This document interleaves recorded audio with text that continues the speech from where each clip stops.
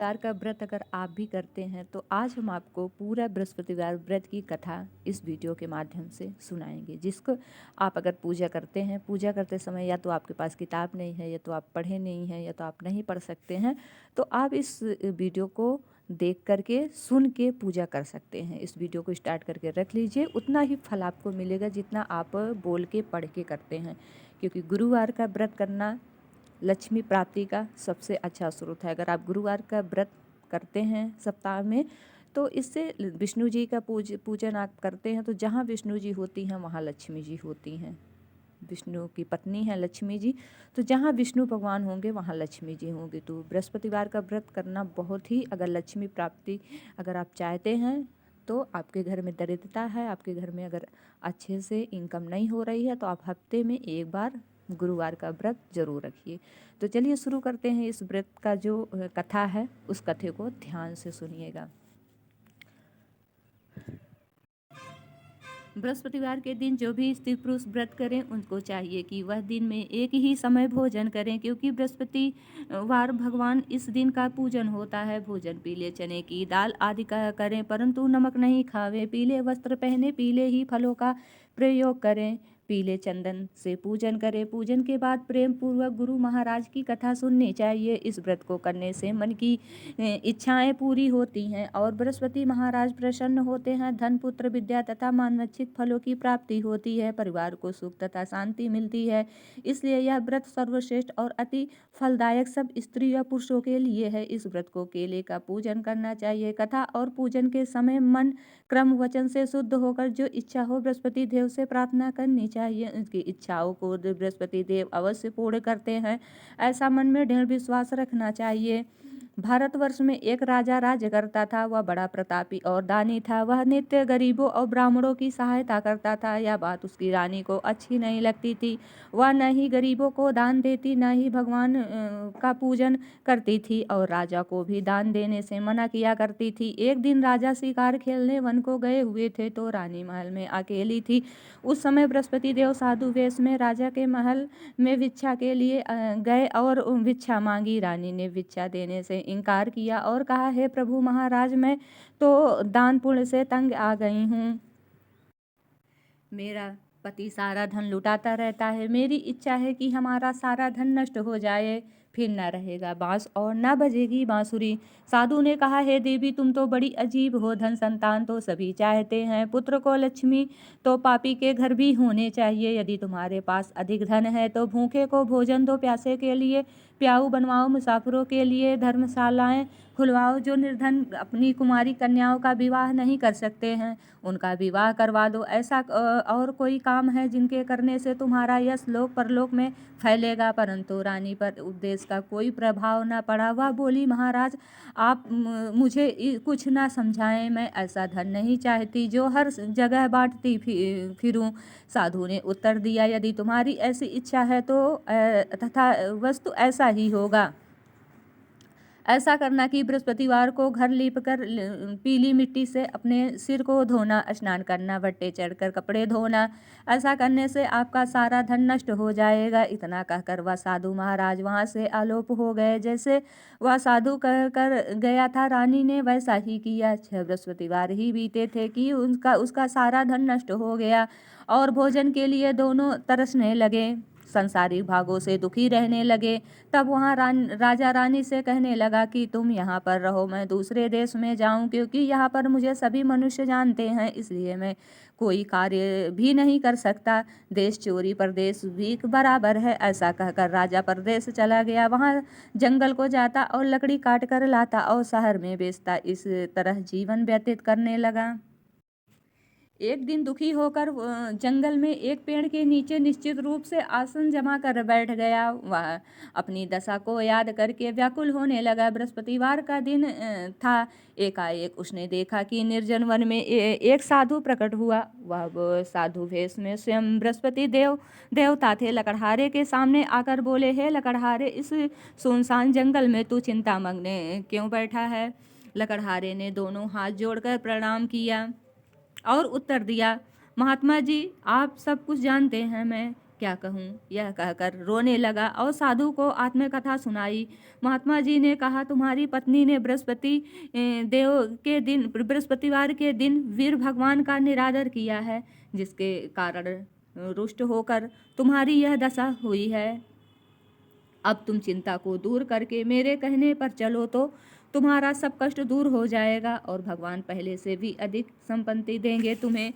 बृहस्पतिवार के दिन पाठ किया करो। 2 पैसे के चने मुनक्का मंगवा कर उसका प्रसाद बनाओ और शुद्ध जल से लोटे में शक्कर मिलाकर अमृत तैयार करो। कथा के पश्चात अपने सारे परिवार और सुनने वाले प्रेमियों के में अमृत का प्रसाद बांटकर आप भी ग्रहण किया करो। ऐसा करने से भगवान तुम्हारी सभी मनोकामनाएं पूर्ण करेंगे। साधु के ऐसे वचन सुनकर लकड़हारा बोला, हे प्रभु, मुझे लकड़ी बेचकर इतना पैसा नहीं मिलता जिससे भोजन करने के उपरांत कुछ बचा सकूं। मैंने रात्रि में अपनी स्त्री को व्याकुल देखा है, मेरे पास कुछ भी नहीं जिससे उसकी खबर मांग सकूं।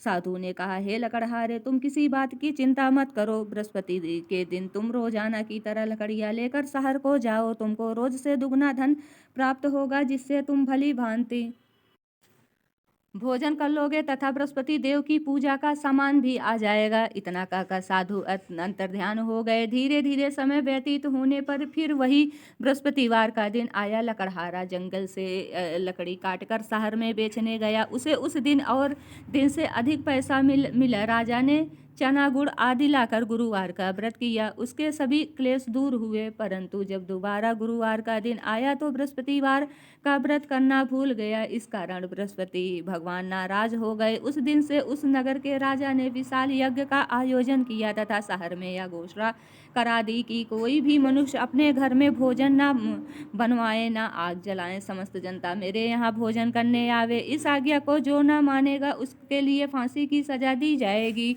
इस तरह की घोषणा संपूर्ण नगर में करवा दी गई। राजा की आज्ञा अनुसार शहर के सभी लोग भोजन करने गए, लेकिन लकड़हारा कुछ देर तक पहुंचा, इसलिए राजा उसको अपने साथ घर लिवा ले गए और ले जाकर भोजन करा रहे थे तो रानी की दृष्टि उस खूंटी पर पड़ी जिस पर उसका हार लटका हुआ था। वह वहां दिखाई न दिया। रानी ने निश्चय किया कि मेरा हार इस मनुष्य ने चुरा लिया है।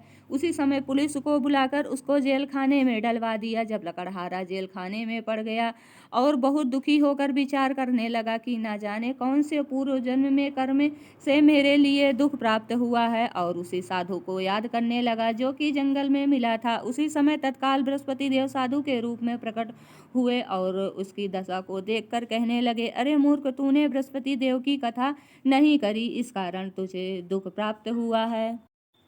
अब चिंता मत कर, बृहस्पति के दिन जेल खाने के दरवाजे पर 4 पैसे पड़े मिलेंगे।